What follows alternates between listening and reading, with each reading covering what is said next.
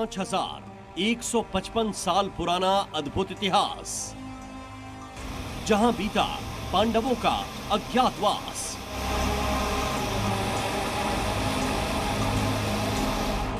गुफा के भीतर शिव शक्ति साक्षात। जम्मू से करीब 28 किलोमीटर दूर एक ऐसा रहस्य लोक जो पांडव गुफा के नाम से जाना जाता है। ऊंची पहाड़ी और चिनाब नदी के किनारे स्थित इस गुफा से जुड़ी कई अद्भुत और रहस्यमयी कहानियां हैं जो बेहद हैरान करती हैं। महाभारत काल में कौरवों और पांडवों के बीच में हुए युद्ध के बारे में तो आप सब जानते हैं, पर उसके साथ जुड़ी कई सारी ऐसी रहस्यमयी और रोमांचित कहानियां हैं जो आपको जाननी बहुत ज़्यादा ज़रूरी है। ऐसी एक कहानी के बारे में आज हम आपको बताएंगे। जम्मू से 28 किलोमीटर दूर अखनूर में स्थित है पांडव मंदिर। बताया जाता है कि 12 साल के वनवास काटने के बाद 1 साल का जो अज्ञातवास पांडवों को और पांचाली द्रौपदी को काटना था, वो काटने के लिए वो अखनूर के इसी पांडव मंदिर में आए थे। और क्या है इस पूरे पांडव मंदिर की यहाँ पर रहस्य? इस गुफा का इतिहास पौराणिक मान्यताओं के मुताबिक लगभग 5155 साल पुराना है। कहा जाता है कि अपने अज्ञातवास के 1 साल के दौरान पांडवों ने इस गुफा को अपना निवास स्थान बनाया था। यहाँ पांडव अपना नाम और वेश बदलकर गुप्त रूप से रहते थे। द्वापर युग में बनी पांडव गुफा के बारे में हम आपको इतिहास जो है उसका बता रहे हैं, क्या क्या रहस्य है वो बता रहे हैं। और इस समय हम उसी जगह पर, उसी गुफा में पहुंच चुके हैं। किस तरह से ये गुफा बनी और क्या क्या इसका इतिहास है ये भी हम जानेंगे। हमारे साथ पंडित जी भी मौजूद हैं, सुरेंद्र शर्मा जी, इनसे जानेंगे पूरी चीज़ें। और आप देख सकते हैं ये पूरी तरह से एक नेचुरल गुफा जो है वो बनाई गई थी। 5155 साल से भी ज़्यादा पुरानी ये गुफा है। और माना जाता है कि पांडव जो है अज्ञातवास के समय इसी गुफा में रहे थे पांचाली द्रौपदी के साथ। और क्या क्या है, अज्ञातवास के दौरान यहाँ पांडव द्रौपदी के साथ रहते थे। पांडवों के अज्ञातवास में ही भगवान श्री कृष्ण भी उनसे मिलने इस गुफा में आए थे, जिसके प्रमाण आज भी यहाँ मौजूद हैं। ये वही शिला है जिसका मैं पहले जिक्र कर चुका हूँ। यहाँ ये देखिए, आप ध्यान से देखेंगे तो भगवान कृष्ण जी के बाल रूप के पाँव के निशान हैं और गाय के पाँव के निशान खुर भी लगे हैं। यहाँ भगवान कृष्ण बालक रूप में पांडवों से मिलने के लिए आते थे ग्वाले बनकर। और इसीलिए आप देख सकते हैं ये साक्षात सबूत हैं। कई सारे लोग, कई सारे इतिहासकार, साइंटिस्ट जो हैं वो यहाँ आए, उस पर रिसर्च भी की, पर आज तक साफ तौर पर जो इतिहास के पन्नों में दर्ज है, जो हमारी पुरानी कथाओं में दर्ज है, वही कहानियाँ, वही साक्ष्य यहाँ पर मिलते हैं। जब जी मीडिया की टीम इस गुफा का रहस्य जानने के लिए वहां पहुंची तो चौंकाने वाला नजारा देखने को मिला। गुफा के पास से बहने वाली चिनाब नदी, जो सामान्य तौर पर अपने तेज बहाव और शोर के लिए जानी जाती है, वहां पूरी तरह से शांत थी। इस असाधारण दृश्य के पीछे की कहानी जानने के लिए टीम ने गुफा के पुजारी से संपर्क किया। 5 पांडव यहाँ पे जब तपस्या करते थे तो नदी का शोर जो था वो अंदर तक आती थी, आवाज़ नदी की। तो भीम ने फिर अपने श्राप से इस नदी को यहाँ पे शांत किया था। जैसे 500 मीटर यहाँ पे आगे की तरफ, 500 मीटर नीचे की तरफ कोई भी नदी की आपको आवाज़ नहीं आएगी, क्योंकि ये स्थान था 5 पांडवों का। फिर नदी ने भी, उनके पांडवों ने तपस्या की, नदी ने भी सहयोग किया कि मेरे कारण इनको कुछ ऐसा डिस्टर्ब ना हो कि जिससे इनको जो बल प्राप्त करना है, भगवान जी का आशीर्वाद प्राप्त करना है, मेरे कारण इनको भी बाधा ना आए। तो भगवान भी इनके साथ थे, तो फिर गंगा मैया भी इनके साथ में थी, तो फिर तो पांडवों को जीतना ही था। महाभारत काल में जब पांडव यहाँ अज्ञातवास में थे तो चिनाब नदी का शोर उनकी तपस्या में बाधा डालता था, जिससे नाराज पांडव पुत्र भीम ने अपने बल और श्राप से इस नदी को शांत कर दिया। आज भी गुफा के पास 500 मीटर के दायरे में चिनाब नदी का पानी पूरी तरह शांत है, जबकि इसके आगे और पीछे ये नदी रौद्र रूप में बहती है। पांडव गुफा से जुड़ी और महाभारत काल से जुड़ी कहानी ये है कि इस नदी का शोर जिस तरह से आप अभी भी सुन सकते हैं कितना ज़्यादा है। और माना से जाता है कि अगर कोई भी इसमें एक बार डूबता है तो सीधा पाकिस्तान में जो है वो जाकर मिलता है। और इसका शोर अपने आप में बता सकता है कि कितनी ये खतरनाक है। और माना से जाता है कि महाभारत काल में जब अज्ञातवास के समय पांडव और पांचाली यहाँ पर जो है वो पूजा अर्चना करते थे, तपस्या करते थे, तो उस समय काफ़ी शोर जो है वो इस नदी का होता था, जो अभी भी यहाँ पर आपको सुनाई साफ तौर पर दे जाएगा। पर पांडव गुफा के पास यहाँ पर ये शोर जो है पूरी तरह से आकर थम जाता है। उसकी भी एक यहाँ पर रहस्यमयी कहानी है। चिनाब नदी के बारे में जानकर हम दंग थे। कई सारे इतिहासकार, रिसर्च एनालिस्ट यहां इस गुफा तक आए। सच्चाई जानने के बाद सभी दंग रह गए।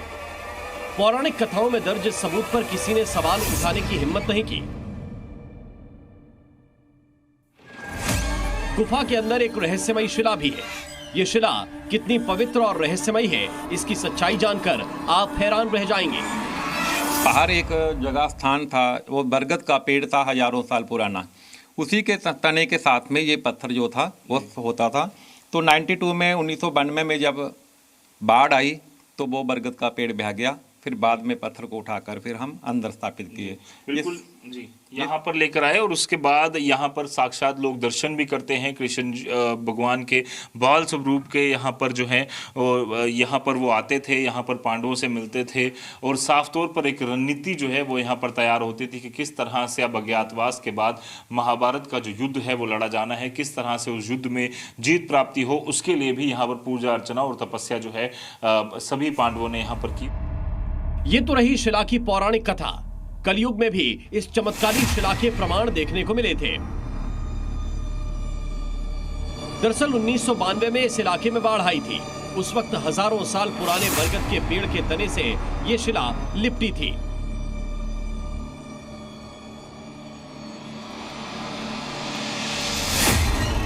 बाढ़ के पानी में बरगद का पेड़ तहस नहस हो गया, बह गया, लेकिन यह पवित्र शिला टस से मस नहीं हुई। बाद में इसे गुफा के अंदर पूरे विधि विधान से स्थापित किया गया। तब से लगातार श्रद्धालु भगवान श्री कृष्ण के पांव और उनकी गायों के पैरों के निशान वाली इस शिला की पूजा अर्चना करते आ रहे हैं। यहाँ से ही पूरी प्लानिंग हुई थी, क्योंकि अज्ञातवास का पीरियड भी खत्म हो रहा था। तो आगे क्या करना है, आगे किस तरह से स्टेप उठाना है, तो ये इनको सारा कुछ जो गाइड करते थे भगवान कृष्ण करते थे, क्योंकि भगवान ने कहा है कि जहाँ सच होगा वहीं पे मैं साथ में होऊंगा। पौराणिक कथाओं के मुताबिक अज्ञातवास के दौरान भगवान श्री कृष्ण पांडवों से मिलने इस गुफा में आए थे और भेष बदलकर बाल रूप में भगवान श्री कृष्ण अपनी गायों के साथ यहाँ रुके। ऐसा कहा जाता है कि महाभारत के युद्ध में कौरवों को हराने की रणनीति भगवान श्री कृष्ण ने इसी गुफा में पांडवों के साथ मिलकर बनाई थी।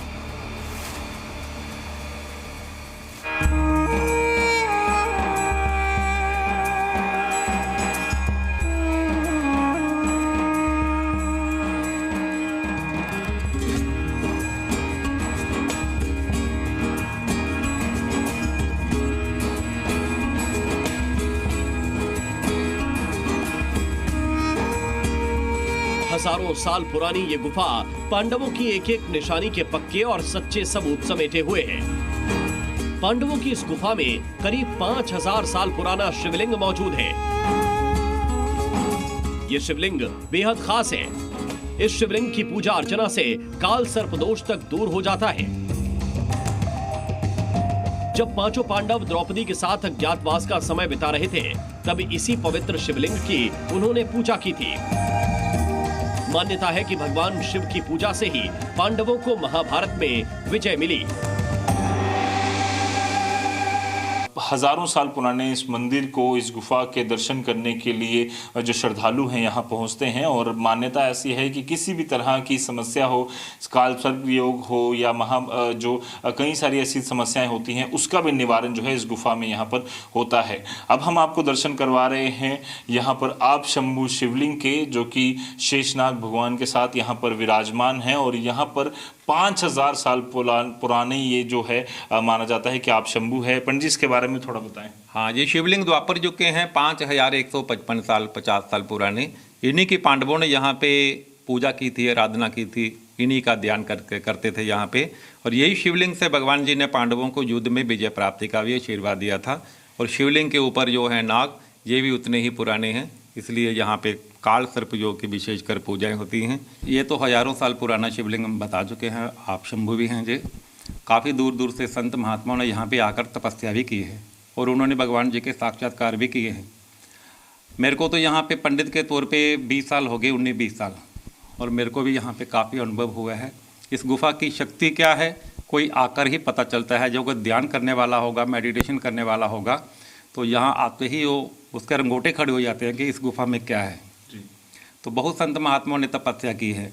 और शिवलिंग के ऊपर जो नाग देख रहे हैं ना आप, ये भी नाग उसी टाइम के हैं पुराने, और जिनको भी काल सर्प योग होता है ना, नाग दोष, और विशेषकर पूरी विधि से यहीं पे पूजा होती है और यहीं से उनका निवारण होता है।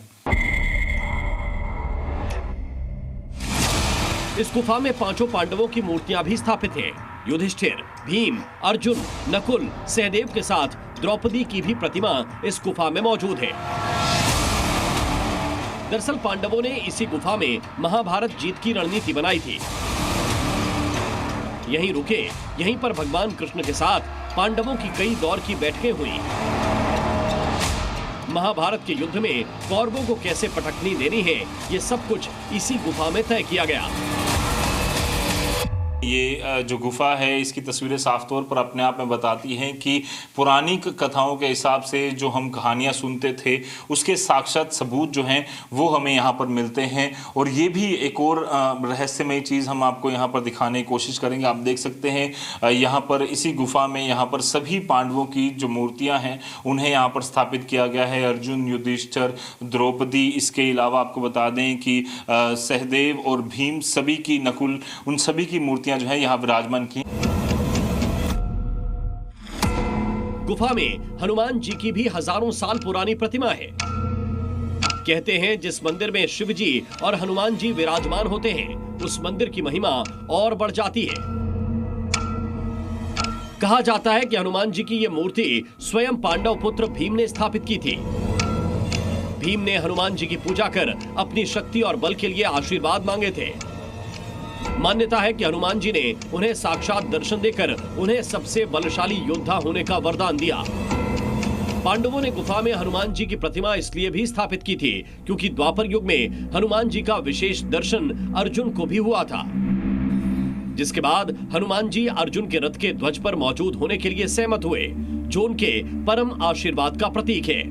यहाँ पर खुद विराजमान हैं हमारे सबके प्रिय हनुमान भगवान जी, जिनकी पूजा अर्चना जो है वो भीम भी किया करते थे। माना जाता है कि दुनिया के सबसे बलशाली जो भीम हैं वो भगवान हनुमान की पूजा कर कर उनसे महाभारत युद्ध में किसी समस्या के दौरान वहाँ पर मदद करने की यहाँ पर जो है वो उनसे प्रार्थना भी करते थे। पंडित जी, ये मूर्ति भी उतनी ही पुरानी है, साक्षात यहाँ पर हम देख रहे हैं। हाँ, इन्हीं हनुमान जी की पूजा की थी भीम ने, और हनुमान जी ने उनको खुद दर्शन दिए थे, उनको बल प्राप्ति का आशीर्वाद दिया था। यहीं से फिर उसके बाद में अज्ञातवास के टाइम, उसके बाद में फिर उनको युद्ध करना था भीम के साथ, दुशासन के साथ। बड़े बड़े महारथी को उन्होंने परास्त किया था हनुमान जी के बल से ही, हनुमान जी की शक्ति से ही। भीम में तो 100 हाथियों का बल था, मगर फिर भी जितना बल होगा कौरवों के साथ लड़ना, कौन सा योद्धा वहाँ पे सामने आ जाएगा, किसके साथ युद्ध करना पड़ेगा, तो वो मतलब दुश्मन को ये कमज़ोर नहीं समझते थे। तो जितना इनके पास ये सोचते थे कि जितना बल हम इकट्ठा कर लें तो उतना ही हमारे फायदे के लिए होगा, ठीक होगा। तो हनुमान जी ने उनको साक्षात दर्शन यहीं पे दिए थे भीम को, और 5 पांडवों को भगवान शंकर जी ने यहीं से उनको आशीर्वाद दिया था कि आपके युद्ध में विजय होगी। तो ये आशीर्वाद मिला था 5 पांडवों को। इसी गुफा में अज्ञातवास बिताने के बाद पांडव द्रौपदी के साथ बाबा अमरनाथ के दर्शन के लिए निकल पड़े। आज भी श्रद्धालु इस गुफा में दर्शन के लिए आते हैं। पांडवों के स्थापित शिवलिंग, हनुमान जी और भगवान अमरनाथ की पूजा अर्चना कर अपनी मनोकामनाएं पूरी होने का आशीर्वाद मांगते हैं। अब हम आपको आगे उस जगह पर लेकर चलेंगे जहां से जब अज्ञातवास जब खत्म हुआ, जब यहाँ पर एक युद्ध हुआ, तो उसके बाद यहाँ से किस तरह से पांडव भगवान श्री कृष्ण जो है उनको लेकर यहाँ से निकले। और ये जो गुफा है, माना ऐसा जाता है कि इसी गुफा से यहाँ बाबा अमरनाथ के यहाँ पर दर्शन करने के लिए जो पांडुपुत्र हैं और पांचाली है वो यहाँ से गए थे और वहीं से भगवान शिव से इन्होंने वरदान मांगा था साक्षात दर्शन करके कि महाभारत जो है वो युद्ध जो है वो जीतेंगे।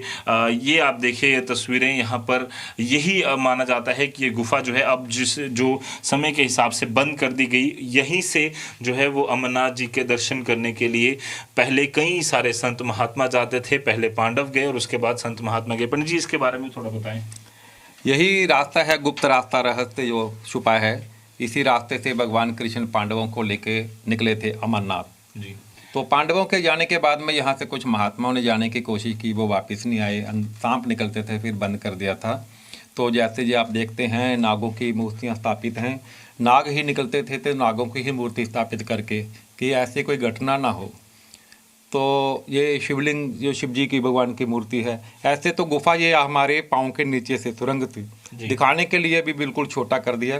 कुछ लोग ऐसे हट के कारण कहते हैं कि हम जा सकते हैं, तो ऐसी कोई अनहोनी घटना हो गई तो फिर प्रशासन ने इसको बंद करवा दिया था। आप देखिए इसकी जो गुफा की जो बनावट है पूरी तरह से इस तरह से है कि आप जब भी दर्शन करने यहाँ पर पहुँचे तो आप गुफा से यहाँ से निकलते हैं और इसी तरह से ये नेचुरल गुफा जो है जब बनी तो अब पिछले 5000 सालों से यहाँ पर लोग जो हैं वो दर्शन करने उसके बाद अभी भी आते हैं। और अब माना ऐसा जाता है कि कोई भी शख्स इस गुफा में आकर यहाँ पर भगवान शिव के, सभी पांडवों के और इस गुफा के जो दर्शन करता है उसकी हर एक मनोकामना जो है वो यहाँ पर पूर्ण होती है, पूरी होती है। और इसीलिए ना सिर्फ जम्मू कश्मीर से बट देश से विदेश से कई सारे लोग यहाँ पर दर्शन करने आते हैं। बड़ा मेला जो है वो शिवरात्रि के दौरान भी यहाँ पर लगता है और इसके अलावा कई सारे इतिहासकार, कई सारे साइंटिस्ट भी यहाँ पर आते हैं ताकि अपने अपने हिसाब की, अपने अपने हिस्से की रिसर्च कर पाएँ।